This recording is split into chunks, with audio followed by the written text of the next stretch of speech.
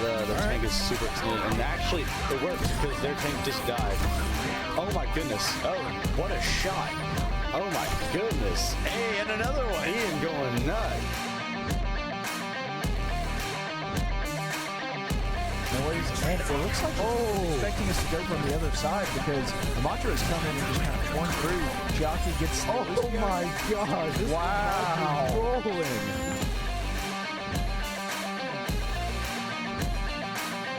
That's right. Yeah, die.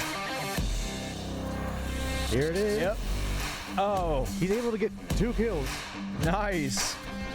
He's able to still survive because of his healing factor. Oh, and another ult is popped. And Oh, he gets there. a successful defense from Faulkner right here. Gonna jump off the edge. He's just trying to get back to his team. Oh my Nice. gosh. Look at Ian. He was okay. I'm not even lying to you. He couldn't even see his target. No, he was just firing into the distance, baby. He shoots by faith, not by sight. Oh my Holy god! crap.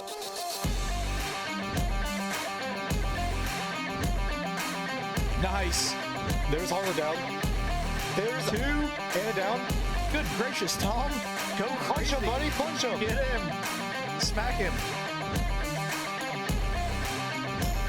And Mercy's down. Mercy's dead. Signal's back down. Soldier's back. She can't slide. Ah!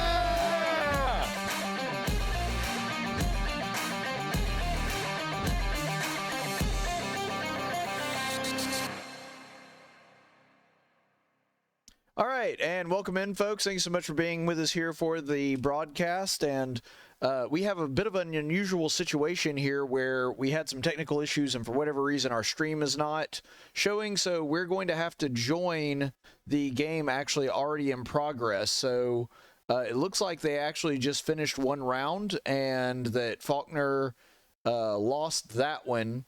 But we don't know what the other status of the game is, so we're just going to have to go ahead and go straight to game footage. Mm-hmm. So it looks like right here what we've got is they're about to replay a play of the game. Yeah. Oh, last And little so- end of it. Yeah, so the very last of it. So we're basically just kind of waiting to see what happens. We actually don't even know what the score is. We don't know if that was just one half of a match or the end of a match or what's going on. That was the end of one match right there. That was the end of a full round, not Yeah. just like one half. I think it's one full round, yeah, because they only play the game at the very end of the match. Oh, that's right. Good point. See, this is why I have color commentary on here. That's the point. That's why we have that. Because I did know that, but I didn't think about it right away. It's all good. It's a little bit rough today. It's a little bit late. Yeah, it's we've been running back and forth trying to figure out what the heck's going on with our streaming service. We don't know if it's them or if it's our equipment or what's going on, but either way, we'll get this footage to you whenever, because we're not actually broadcasting live. This is a recording, so we'll try to figure out what's happening here. But we'll go ahead, and since we have a little time here, we'll introduce the game and the team. Just to let you know, we are going to be playing LSU tonight, so a big game for Faulkner in Overwatch, and it looks like we've just lost the first round, so we'll be down by a score of 1-0 going into the coverage of this game. So while we're waiting on the next match to start, let's go ahead and introduce our team.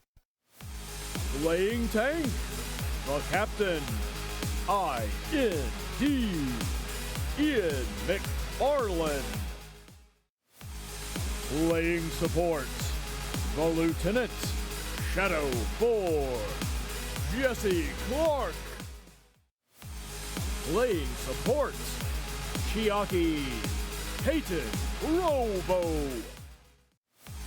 On damage, Shadow Death Guy, Honor Hagin.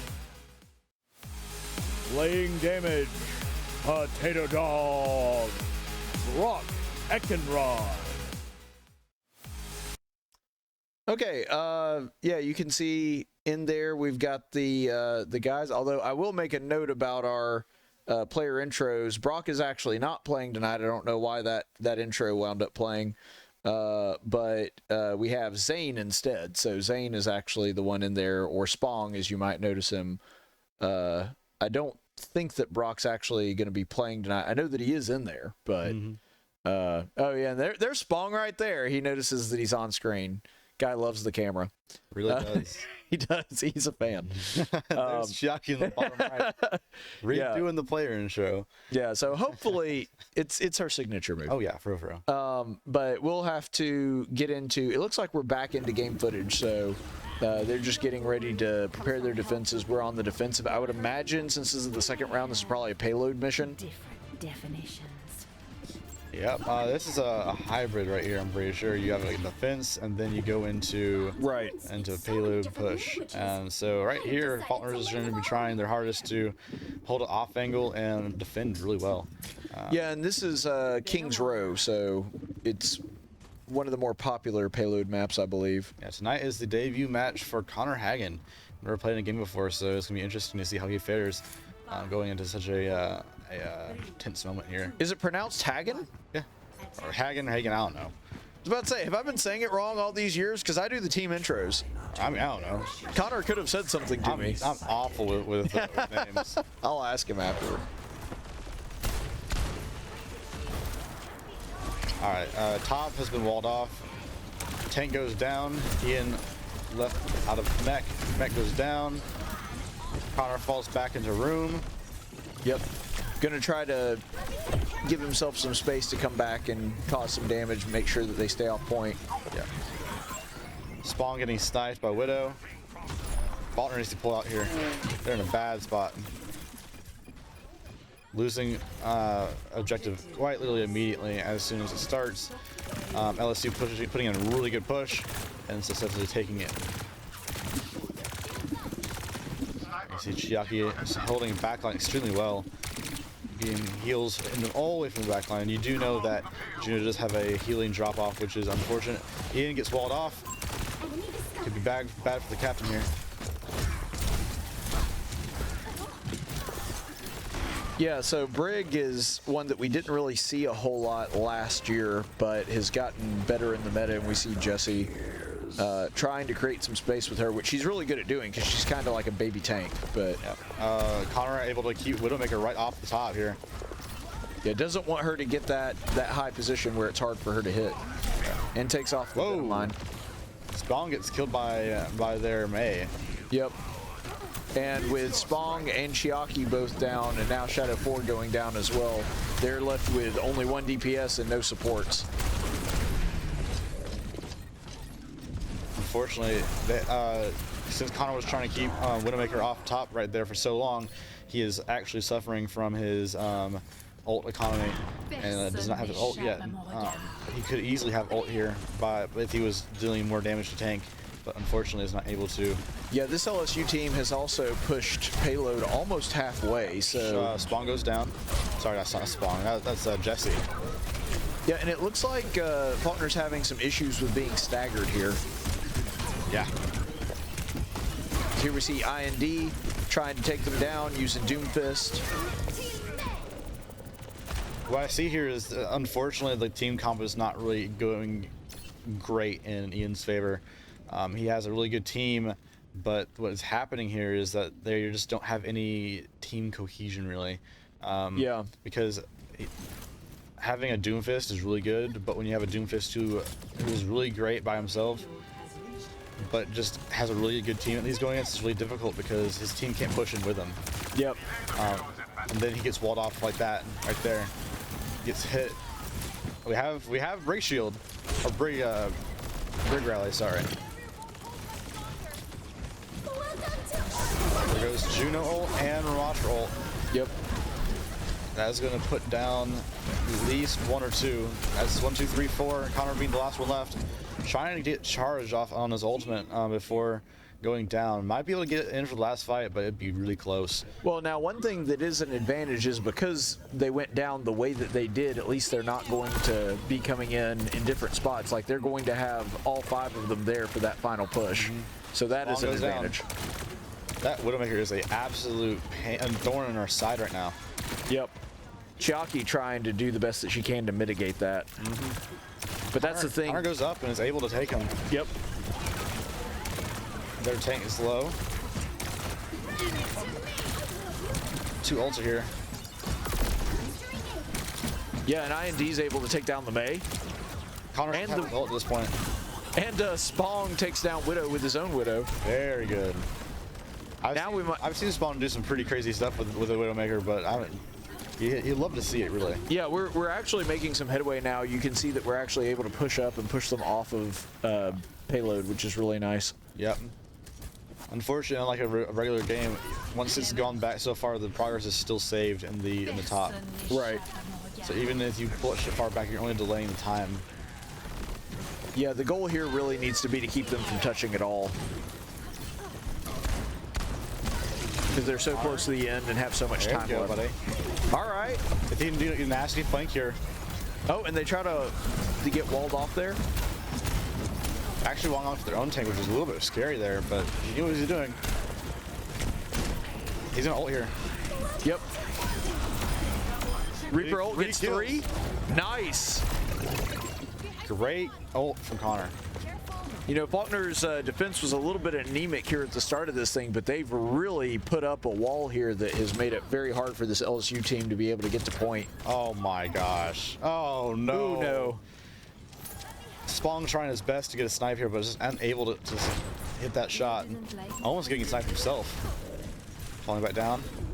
Yeah, that's the thing. Where he is not really a super safe position, but he was trying to do the best he could to make sure that...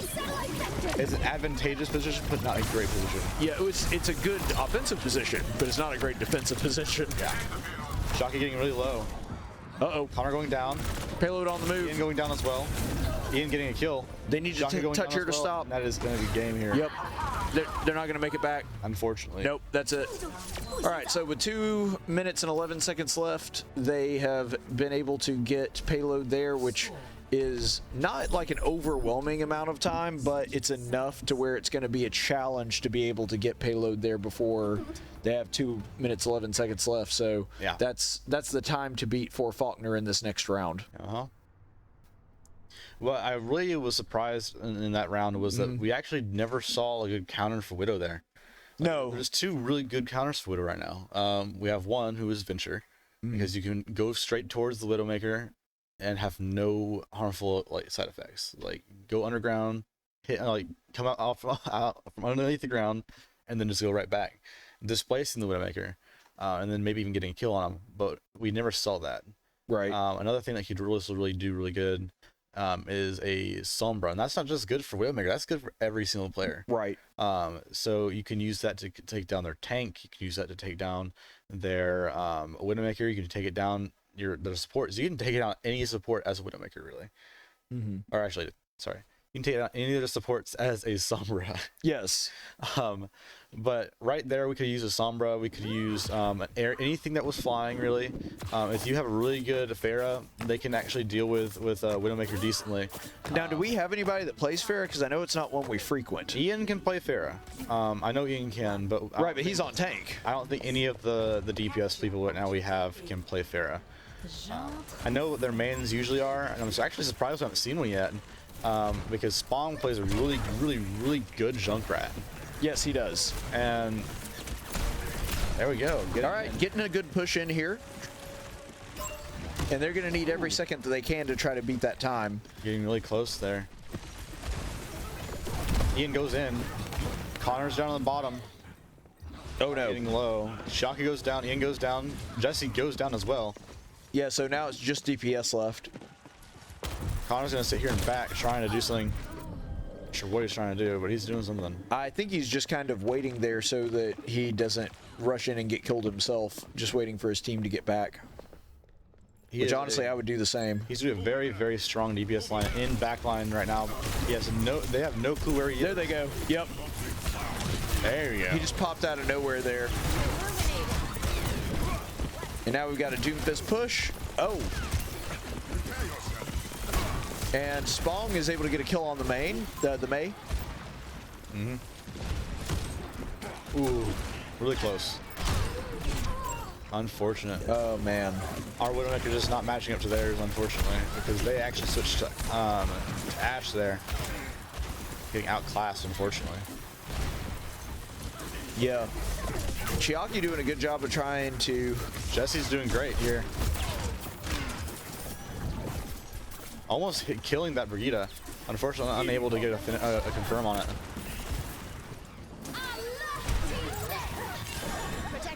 Nice, Suzu get burned off of him. Yep. And now they're going to try to... Ian just pushed a little too far in there. Yeah. Unable to get to his healers in time. Unfortunately, they could see his outline, but they weren't able to get line of sight on him. We have big. Spong, who almost has ultimate here. Really needs a good confirm here. Just one pick is enough for us to go in. And unfortunately, he's trying to go for tank here. Yeah, which she can't one-shot tanks. I mean, unless they're 1 HP. Yeah. All right. All right, Ramatra going in here, and oh my gosh, his healers kept him alive there. Yeah. But unable to keep him alive long term. An ult here, which is unfortunate. So we are down at least one ult on their 2, I believe, because they used May ult, and they also used their Juna ult. Yeah, they're not far from a Reaper ult, but still far enough that they're going to have to burn some time in order to get to it. Yeah. Their Juno is, basically has ult. Yeah, has ult now. Yep, has ult now. Don't do it. Don't do it. Reset. Yeah. Thankfully, they were smart enough to reset there and got out. Yeah. Unfortunately, Connor does get staggered here. It's going to be a very, very, very difficult rush to get in here. They did burn a Ramatra ult, though, which means it's going to be a little easier because we don't have that pressure anymore. Mm-hmm. Well, if they're able to take it, even if it does come down to the wire and they're able to do so in the last few seconds, taking point is the biggest first hurdle. So there's Juno ult there. Tank does get pushed, walled off, but does it? I don't think it will matter, honestly. Nope. Oh. Ash uses ultimate with Bob on point. Chiaki goes down. Oh no. Surprisingly, Jesse didn't go down. Spong goes down. Yep. Connor goes down. Jesse goes down. And now it's just trying to a race to get back. Unfortunately, I don't think they're going to win that race. No, they got 3 seconds. Yeah, unfortunate. Yeah, that's going to be it. Very good try from Faulkner, but just unable to get enough pressure on their backline to actually get a secure for their push. They had a pretty good ability to push. They just weren't able to push all at the same time. So like each character was doing the right thing, but unfortunately they weren't able to like link up and do the right thing all at the same time. Yeah. And that seemed to be the issue. Their Ash was just a little bit nuts right there. That was pretty crazy. I wasn't expecting, because we didn't see it from their perspective. I didn't know that would be play of the game, but man, that was quite a show there. Their Ash did really good that game. Yeah. Along with their Widowmaker. Their Widowmaker was actually just really doing consistently good the entire game. I know that Spong tried to counter him with his own Widowmaker. However, their Widowmaker was just on a different level, unfortunately. So yeah, so part of the thing with Widowmaker is it's not even necessarily the kills you get. Like obviously you want to rack up those nice headshots and even just pick off one person to be able to give your team an advantage. But the thing that is so powerful about Widowmaker is that she acts as a deterrent. She makes the other team afraid to peek, afraid to move around and be as mobile or as aggressive as they'd like to be. And unfortunately, we never were able to get to the point to where we were able to get a kill or two that would intimidate the other team from making some careless or overly aggressive pushes. Yeah. Really unfortunate on that side, but yeah. We just needed one good pick there on their enemy team, and I think the best way that they could have done it for Faulkner to get in and do what they needed to do is have Spong on Junkrat, because you can play around Widowmaker with Junkrat because you don't have to peek. Right. That's his main thing, is he doesn't have to peek to hit shots, and lots of damage comes from him not being able to be seen. So when you have the wall right there, you can shoot right over that wall and hit on point. And it gives it clear sight to get lots of damage and maybe even picks as a character who does not have any risk of being seen. So very, very good ideas there. I could see next round them going something crazy like Ian probably still going to be on tank. He probably will be playing Doomfist as well. Right. And then I could expect to see Connor maybe play some Sombra or Reaper, along with Spong on Anna. Not Anna. What am I saying? No, he's going to be playing either Junkrat or Widowmaker, which they're very. Junkrat is a very, very, very solid pick here, but unfortunately, Widowmaker's just not panning out the way he wants it to tonight. Yeah, unfortunate to see that happening, and you'd love to see something, crop up for them in a way that they would want to use that team comp. But unfortunately, because Ian right now has elected to stay as tank and Doomfist is his best bet, the rest of the team kind of has to pick a more divey sort of team comp to compensate for that. And that may not have been the best option for going up against a team that has a Widowmaker that's that good. You know what I mean? Yeah. Unfortunately, that is the case. Because that's a hyper aggro sort of team comp that you have to do to accommodate Ian plays Doomfist. a very hyper aggro Doomfist. He plays it really well. Oh, he plays it extremely well. And that's really good for what he wants to do, but unfortunately, he plays it to a certain point where he's leaving his team behind. And that not in the sense of like literally he's leaving his team behind, but he's on a little bit of a skill cap here. He's playing at a different skill level as the rest of his team, and it kind of affects the way that they are managing how they play. And it's not a bad thing, but it's kind of harmful for their team. Well, it's not, and again, like you were saying, it's not that they're not playing well. They are playing well. It's just the style in which they've chosen to play, unfortunately, was not able to overcome the style of play that LSU was using there. And so they were playing a more methodical style of Overwatch. Ian plays Doomfist to a level where he can play it extremely well, but it's how to say this? He relies on his Doomfist skills heavily on the communication he receives from his team. So the more callouts that he gets as a Doomfist, the more strong he becomes, and the more information he's fed, the more he knows and how he can kind of move around the map and get kills and get picks and the rest of that kind of stuff. If you feed him more information by having characters who can feed information, such as Sombra or Widowmaker, you can have a really good team comp. But we are just not at the level right now where we can do that currently. Well, hopefully the next one will be a little bit different, and I would imagine round 3 would either be Flashpoint or Pushbot, and so both of those are much more mobile styles. So Connor would be happy for this one because he loves playing Pushbot. He plays a nasty Reaper on this map that I know of, because the map has such a diverse terrain. You can teleport from window to window, never be seen, just jump out of a window using alt in the air. Like it's insane what you can do with Reaper on this map. This is also good for Juno, Doomfist, and just a lot of their lineup right now. So I'm very excited to see what they're going to be putting into this. So it looks like what we've got here is we've got Juno. Looks like Doomfist. This is interesting. Looks like Connor's not playing right now. Oh, actually, is he? No. No. They switched in Brock. So what I said at the beginning about Brock not playing tonight, it looks like they decided to swap Brock in. So Brock is playing tonight. Yeah. Old Tater Dog. Spong jumps into range. They're running a Pharah, Ram, Lucio. Extremely good comp here. The Pharah is just doing so much damage to the tank right now. Chiaki goes down. Tater Dog goes down. Ian gets a kill. Ian gets another kill. Spong goes down. Shadow goes down. And now Ian needs to push out. Yep. If he can. If he can't, we might be a little bit in the beans. Don't let them take another step.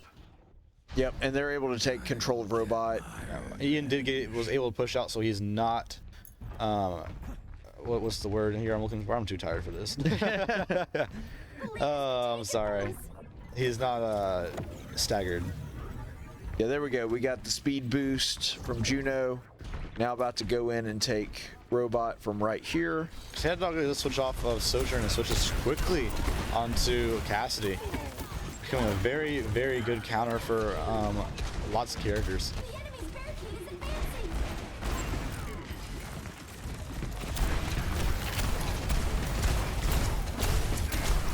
There you go. Yeah, Cassidy and Reaper together able to rack up quite a bit of damage. Yeah. Unfortunately, the Reaper does go down along with Jesse, and now Tank is out as well. Oh, gets a kill on the Lucio right there, and Lucio pushed up too far forward, and Potato Dog was actually able to benefit from that quite nicely, actually. So we got Brig kind of waiting in the wings here. Yep. Pushing forward a little bit. Ian trying to take some space here. Now, Louisiana State has actually moved past the checkpoint, so they get forward spawn now, correct? Ian takes down the Vera. Nice. Love to see it. You don't often see a Doomfist take down a Pharah. Yeah. It's a mole killing a bird. Yeah. Juno ult here. They use. Oh, Just Oh no! able to get a block on that. Yeah, but they are able to take down the enemy tank, but Not all unfortunately there. they all went down right after. The enemy team uses 2, and we use 1, I think. Honestly, Yeah, let's go ahead and look at the ult. Bad trade. The ult meter. Let's see. We have. Okay, so we actually used 2. Yeah, we did use 2, but we got 2 more that are basically charged. Yeah. Actually, So- almost 3. Oh, we have 1 more that's charged, and then 2 more that are basically charged. Yeah. Now we got 3. Yeah, so let's go ahead and look at the fight. Yeah, so probably going to see some ults here. Ian getting really low, playing behind shield here, and is able to get out. But that's a Ramatra ult, and Jesse does go down. Yeah, that's. And that could be the final push right there for LSU. Yeah, I don't think it's going to be the final push. I think it's going to be. I think they're going to be able to get back for one last one. It's going to be close though. Yeah, very. No, that's it. They can't even push out right there. Oh, yep, you're right. Wait, wait. They're able to take it. Chiaki was able to get on 2 kills, and Spong gets 1. I take that back. Chiaki gets 3 kills. Hey, there we go. Spong pushing up really far into the back now, trying to get take space. Yeah, they got a lot of ground to make up. But there is still 5 minutes, or almost 6 minutes on the clock. So Ian switching to Diva here and gets a kill. Gets the Pharah, but sacrifices himself in the process. Hate to see it. Spawn too far away to make it effective. Tay-Dog does go down. Oh, he's so close. There we go. Got it. Lucio gets killed. And now you sacrifice your life here. Yeah. Unfortunate, but they were able to take a few picks and were able to get reset at the same time. So now going into the next fight, they will have a better time because not everyone on the other team is back quite yet. Well, they shouldn't be at least. All right, we have Rally right now. We also have we have a swap to Bastion playing a Tank Buster, and Pharah goes down. Uh-oh. I know that sound. Yeah. Oh, but unfortunately, Low. a big push from LSU, and they're able to take everybody.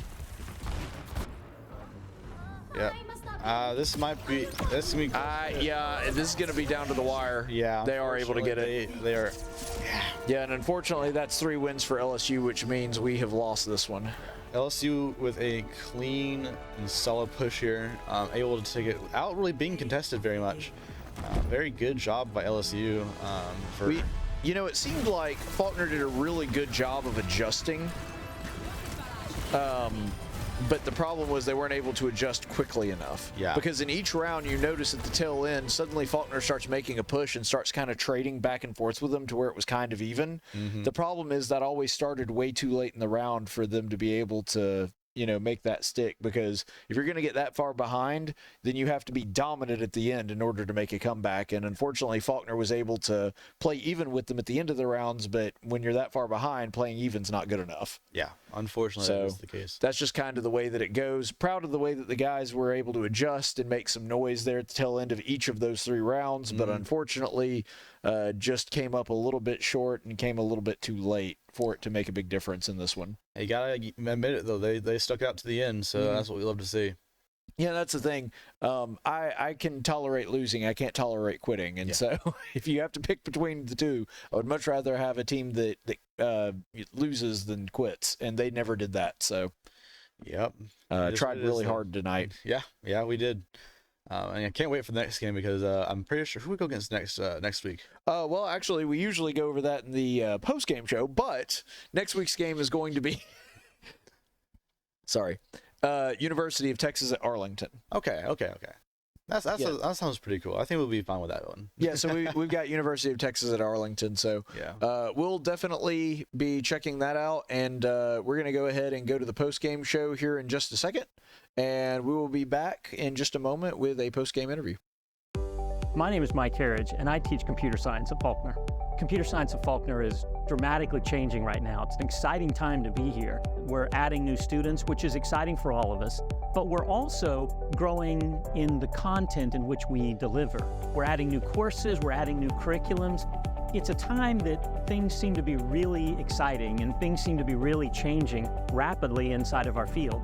Computer science will always be a rapidly evolving field. Everything from artificial intelligence to cybersecurity will always drive us to excellence.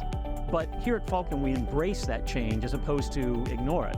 Many of our students find their niche in the computer science world by coming here, and that's what we hope to really drive that love of computer science into our students here. I'm telling you, of any place you want to be to learn computer science, Faulkner is the place to be right now.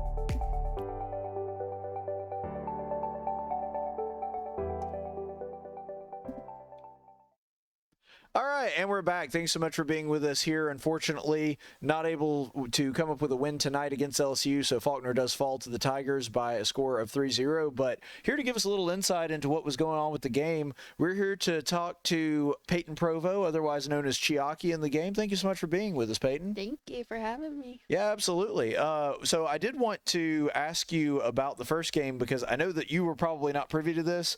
We had all kinds of technical issues tonight, and unfortunately we weren't able to get the stream going, so we actually didn't get to see the first game. So if you wouldn't mind starting out, just giving us like a quick recap of what happened in that first round. So they took first point, and we were able to get that point back and actually have a decent and fair game. And it kind of went back and forth. I think it seemed more equally matched than the other two games that we just played. Oh, I see. So, of course, that's the one we didn't get to see. Figures. But, the first game that they took for most of it, and then the second round of that game, we split that, and then they ended up winning that. So. Yeah, one thing that we noticed that was kind of a pattern, and again, we're only going off of the second two matches, but one pattern that we did notice both in the escort mission and then later with Pushbot is it seemed like you guys did adjust and make those adjustments that allowed y'all to play more or less even with them, but by the time you were able to do that, they were already way far ahead. And so what were the adjustments that you guys were making? Like, what was the team comp like in there trying to make those adjustments and figuring out what was the best counter to what LSU was doing? I think it was a lot of Jesse and Connor and Brock having to switch. And sometimes Ian. It's just Overwatch right now is a counter swapping game. For sure. So it's just how the game goes. So it was just being able to counter the opponent? Yeah. It's main counter swapping. So it seemed like you guys were picking an awful lot of like highly mobile dive comp kind of. What was the thinking behind that? Like what was the game plan going in? So they had an Ashe that was really demolishing us, especially that second game. And so in order to be able to get her, we were trying to run something more divey. So that way we could go and get that Ashe. Yeah. Okay, so it was mainly trying to counteract their Ashe. Yes, we also just tend to lean more dive anyways. Well, that's true, but I mean that is a compliment to, of course, you know, not what we would want to see, but that's a compliment to your opponent. If you're ever the person that the other team's like, okay, we got to take that person out, that's a big compliment to you as a player. So props to him or her. I don't know who was playing on that one, but. So what do you think is the big takeaway from this win? Because obviously you guys did struggle, especially early game in those two matches. What was the takeaway from that, and what are you guys going to look to work on before your next big game? I think it was a lot of my speed rings and being able to pick order, essentially. Mm-hmm. So being able to get the supports first and then DPS and then tank, and not focusing tank first. But we did do better, I think, at least, than our previous games. So I think there is some improvement. You know, that's another thing I want to ask you about, and it's not even necessarily about this game, but I know to start out with, you really only played Moira, and then you really expanded your catalog as to the supports where you could play just about any of them. With Juno being the newest character, it seems like you've really been favoring her recently. Yes. So do you, what is it about her playstyle and her functionality that really draws you to her? She has a lot of mobility, and her being able to quickly swap between damaging and healing, because of how her firing works. Right. It's a lot easier for me to get to heal people and shoot people at the same time at a range, whereas with Moira, it's shorter distance and it's a lot less. Gotcha. Okay. Well, I mean, that makes sense, especially since you were saying that your team tends to favor more mobile team comps. And on top of that, that makes me think a little bit more like Ana, with the ability to switch between damage and healing very quickly, which Moira has that too, which seems to be like the MO of the characters you really like to favor. So, although you're not as much of an Ana player as like Shadow would be. He's really good with her. I am not an Ana player. No, I'm not either. I never could. I mean, I wasn't good at support anyway, but Ana was like probably my worst character out of all of them. But thank you so much for being with us and giving us some insight. Thank you for having me. Yeah, absolutely. So that, of course, is Payton Provo, Chiaki, who plays support for our team. And before we let you go, we're going to let you know about a couple things going on here tonight. Now, don't know exactly when this is going to air because, unfortunately, we're not broadcasting live. This is a recording, but I don't know how useful these announcements will be, but hopefully we can get it on the air to y'all as quickly as possible. So the next broadcast is going to be actually tonight. We have a Counter-Strike game coming up in just about 40 minutes. So that's going to be starting at 7:30 against Embry-Riddle, the Aeronautics University there. So it'll be Eagles versus Eagles, and we're hoping we're the better Eagles. And then we've also got the next Overwatch game, so that's actually going to be a week from tonight on Thursday, October 17th, and that one is going to be at 9 p.m., so we got a late one next week. You guys may have to show up in your jammies, I don't know. But so 9 p.m. next week on Thursday, the Overwatch team will be here and ready for that, and that is going to be against the University of Texas at Arlington. So the Mavericks will be playing us at that time. Special thanks to everybody that was helping out with this broadcast, especially considering the circumstances surrounding the broadcast and having to work in very high stress situations. So big appreciation to Mike Johnston and Cody Lewis, who were doing a great job of trying to get us on the air as much as they could, and doing a great job of production so that you guys can enjoy this recording whenever it does air.